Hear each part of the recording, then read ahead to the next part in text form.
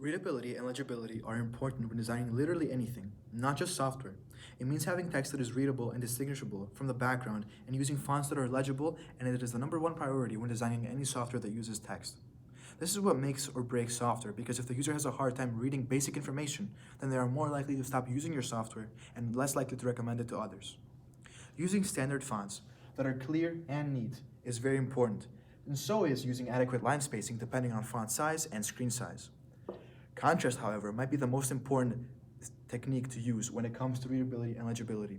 You want the text to not blend in with the colors of the background, so you want to use colors that are not complementary but rather very far apart on the color wheel and contrasting.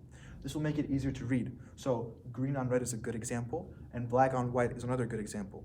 You don't want to have light blue font on a dark blue background.